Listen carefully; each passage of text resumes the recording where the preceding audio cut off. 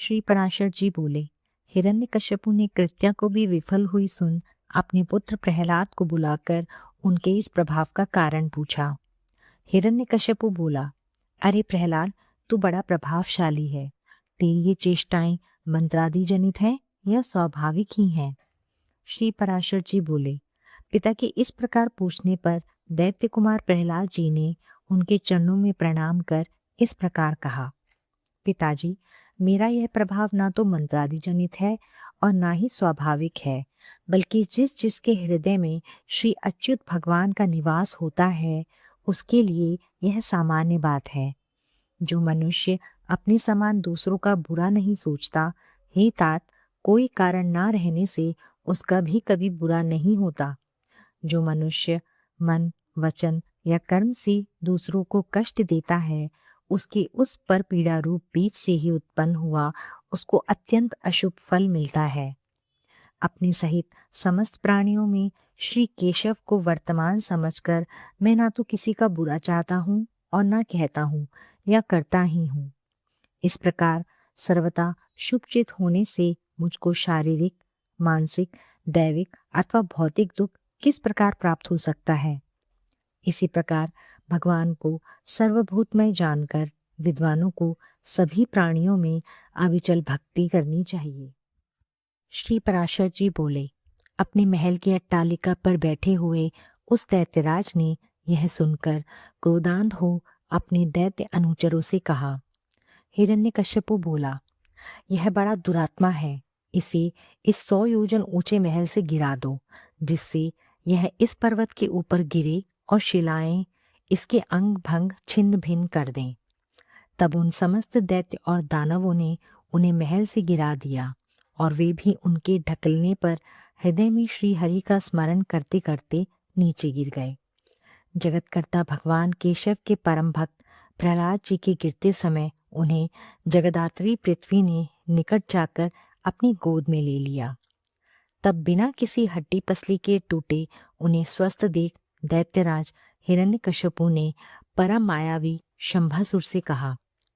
हिरण्यकश्यपु बोला, यह दुर्बुद्धि बालक कोई ऐसी माया जानता है जिससे यह हमसे नहीं मारा जा सकता, इसलिए आप माया से ही इसे मार डालिए। शंभासुर बोला, हे दैत्येंद्र, इस बालक को मैं अभी मारे डालता हूँ। तुम मेरी माया का बल देखो, देखो मैं तुम्हें सैकड़ों हजारों करोड़ों मायाएं दिखलाता हूँ। श्री पराशर जी बोले, तब उस दुर्बुद्धि शंभासुर ने समदर्शी प्रहलाद के लिए उनके नाश की इच्छा से बहुत सी मायाएं रची। किंतु हे मैत्री, शंभासुर के प्रति भी सर्वथा द्वेषहीन रहकर प्रहलाद जी सावधान चित्त से श्री मधुसूदन भगवान का स्मरण करते रहे। उस समय भगवान की आज्ञा से उनकी रक्षा के लिए वहां ज्वाला मालाओं से युक्त सुदर्शन चक्र आ गया। उस शीघ्रगामी सुदर्शन चक्र ने उस बालक की रक्षा करते हुए शंभासुर की सहस्त्रों मायाओं को एक एक करके नष्ट कर दिया। तब दैत्यराज ने सबको सुखा डालने वाली वायु से कहा कि मेरी आज्ञा से तुम शीघ्र ही इस दुरात्मा को नष्ट कर दो। तब दैत्यराज सबको सुखा डालने वाली वायु से कहा कि मेरी आज्ञा से तुम शीघ्र ही इस दुरात्मा को नष्ट कर दो। अतः उस अति तीव्र शीतल और रुक्ष वायु ने, जो अति असहनीय था, जो आज्ञा कह उनके शरीर को सुखाने के लिए उसमें प्रवेश किया।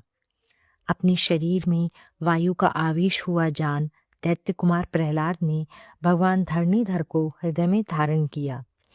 उनके हृदय में स्थित हुए श्री जनार्दन ने क्रुद्ध होकर उस भीषण वायु को पी लिया।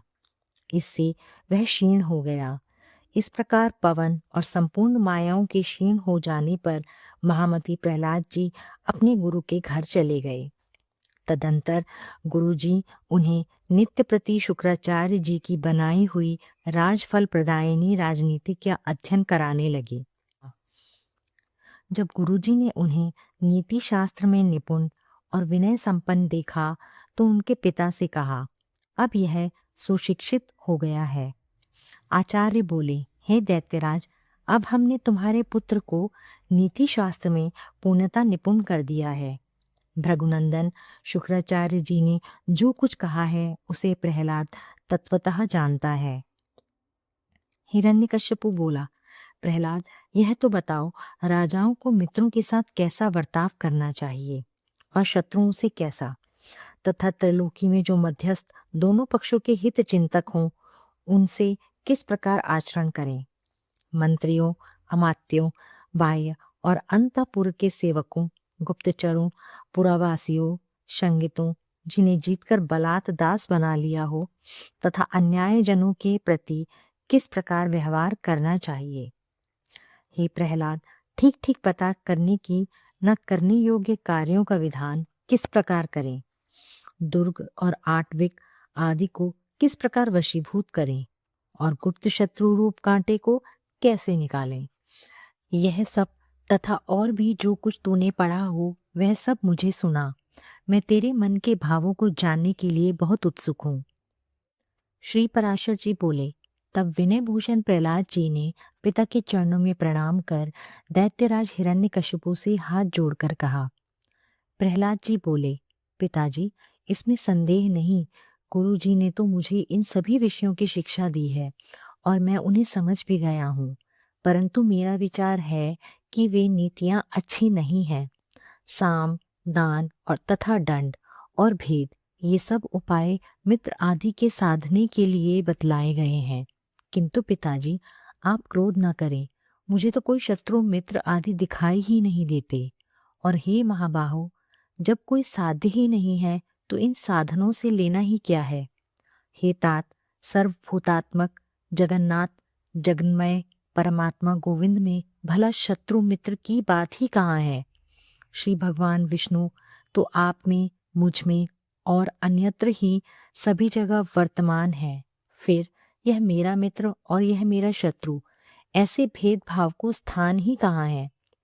इसीलिए हे तात, अविद्याजन्य दुष्कर्म में प्रवृत्त करने वाले इस वाग जाल को सर्वथा छोड़कर अपने शुभ के लिए ही यत्न करना चाहिए। हे दैत्यराज, अज्ञान के कारण ही मनुष्यों की अविद्या में विद्या बुद्धि होती है। बालक क्या अज्ञानवश खद्योत को ही अग्नि नहीं समझ लेता। कर्म वही है जो बंधन का कारण ना हो, और विद्या भी वही है जो मुक्ति की साधिका हो। इसके अतिरिक्त और कर्म तो परिश्रम रूप तथा अन्य विद्याएं कला कौशल मात्र ही हैं। हे महाभाग, इस प्रकार इन सबको असार समझकर आपको प्रणाम कर मैं उत्तम सार बतलाता हूँ। आप श्रवण कीजिए। राज्य पाने की चिंता किसे नहीं होती और धन की अभिलाषा भी किसको नहीं है, तथापि ये दोनों मिलते उन्हीं को हैं जिन्हें मिलने वाले होते हैं।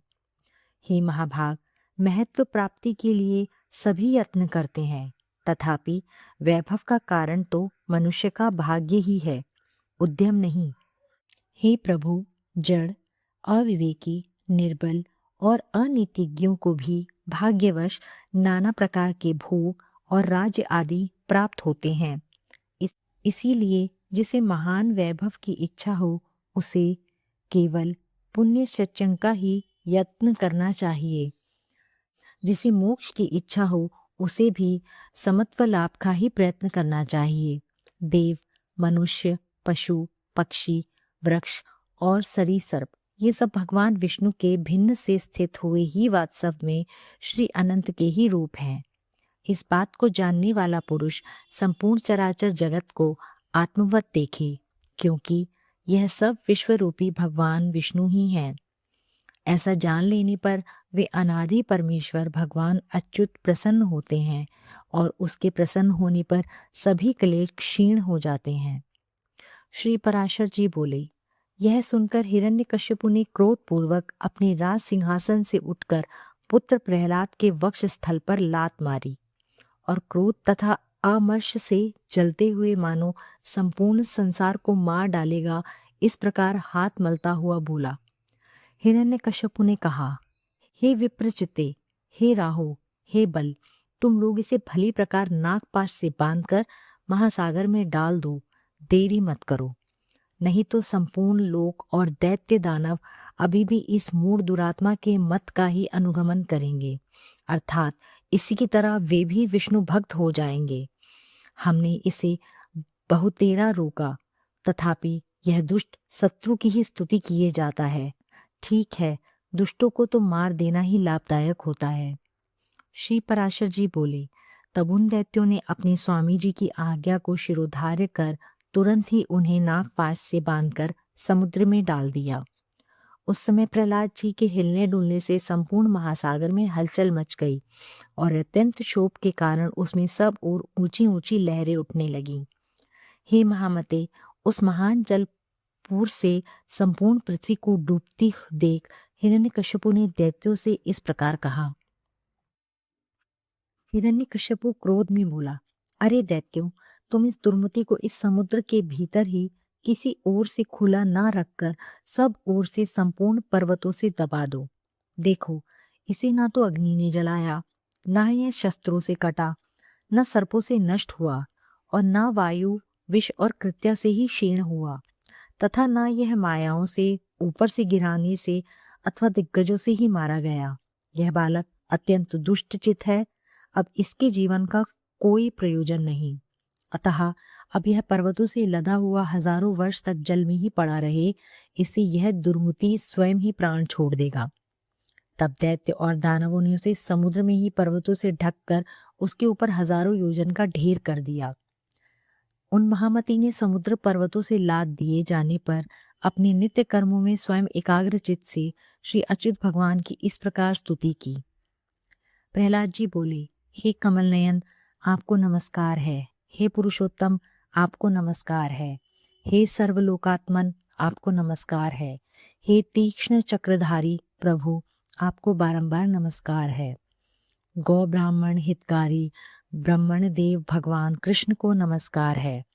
जगत हितकारी श्री गोविंद को बारंबार नमस्कार है।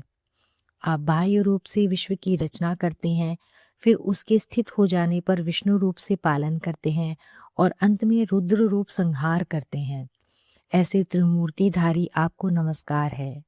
हे अच्युत, देव यक्ष असुर सिद्ध नाग गंधर्व किन्नर पिचाश राक्षस मनुष्य पशु पक्षी स्थावर पीपलिका सरीसर्प पृथ्वी जल अग्नि आकाश वायु शब्द स्पर्श रूप रस गंध मन बुद्धि आत्मा काल और गुण, इन सबके पारमार्थिक रूप आप ही हैं। वास्तव में आप ही ये सब हैं। आप ही विद्या और अविद्या, सत्य और असत्य तथा विष और अमृत हैं, तथा आप ही वेदोक्त प्रवृत्त और निवृत्त कर्म हैं। हे विष्णु, आप ही समस्त कर्मों के भोक्ता और उनकी सामग्री हैं, तथा सर्व कर्मों के जितने भी फल हैं वे सब भी आप हैं। हे प्रभु, मुझ में तथा अनत्र समस्त भूतों और भुवनों में आप ही के गुण और ऐश्वर्य की सूचिका व्याप्ति हो रही है। योगीगण आप ही का ध्यान करते हैं और याज्ञिक गण आप ही का यजन करते हैं, तथा पितृगण और देवगण के रूप से एक ही आप हव्य और कव्य के भोक्ता हैं। हे ईश, इस निखिल ब्रह्मांड की आपका स्थूल रूप है और उसमें सूक्ष्म यह संसार पृथ्वी मंडल है। उससे भी सूक्ष्म ये भिन्न भिन्न रूपधारी समस्त प्राणी हैं। उनमें भी जो अंतरात्मा है वह और भी अत्यंत सूक्ष्म है। उसमें भी जो सूक्ष्म आदि विशेषणों का अविषय आपका कोई अचिंत्य परमात्मा स्वरूप है, उन पुरुषोत्तम रूप को नमस्कार है। हे सर्वात्मन, समस्त भूतों में आपकी जो गुणश्रया पराशक्ति है, हे सुरेश्वर, उस नित्य स्वरूपिणी को नमस्कार है, जो वाणी और मन के परे है, विशेषण रहित तथा ज्ञानियों के ज्ञान से परिच्छिद्य है। उस स्वतंत्रता पराशक्ति की मैं वंदना करता हूँ। ओम उन भगवान वासुदेव को सदा नमस्कार है, जिनसे अतिरिक्त और कोई वस्तु नहीं तथा जो स्वयं सबसे अतिरिक्त हैं, जिनका कोई भी नाम अथवा रूप नहीं और जो अपनी सत्ता मात्र से ही उपलब्ध होते हैं, उन महात्मा को नमस्कार है। नमस्कार है, नमस्कार है। जिनके परस्वरूप को ना जानते हुए देवतागण उनके अवतार शरीरों का सम्यक अर्चन करते हैं, उन महात्मा को नमस्कार है। जो ईश्वर सबके अंतःकरणों में स्थित होकर उनके शुभाशुभ कर्मों को देखते हैं, उन सर्वसाक्षी विश्वरूप परमेश्वर को मैं नमस्कार करता हूँ। जिनसे यह जगत सर्वथा अभिन्न है, उन श्री विष्णु भगवान को नमस्कार है। वे जगत के आदि कारण और योगियों के ध्येय अव्यय हरि मुझ पर प्रसन्न हो। जिनमें यह संपूर्ण विश्व ओतप्रोत है, वे अक्षर अव्यय और सबके आधारभूत हरि मुझ पर प्रसन्न हो। ओम, जिनमें सब कुछ स्थित है, जिनसे सब उत्पन्न हुआ है और जो स्वयं सब कुछ तथा सबके आधार हैं, उन श्री विष्णु भगवान को नमस्कार है। उन्हें बारंबार नमस्कार है। भगवान अत्यंत सर्वगामी है। भगवान अंततः सर्वगामी है, अतः वे ही मेरे रूप से स्थित है। इसीलिए यह संपूर्ण जगत मुझ ही में हुआ है। मैं ही यह सब कुछ हूँ और मुझ सनातन में ही सब स्थित है। मैं ही अक्षय, नित्य और आत्माधार परमात्मा हूँ तथा मैं ही जगत के आदि और अंत में स्थित ब्रह्म संज्ञक परम पुरुष हूँ।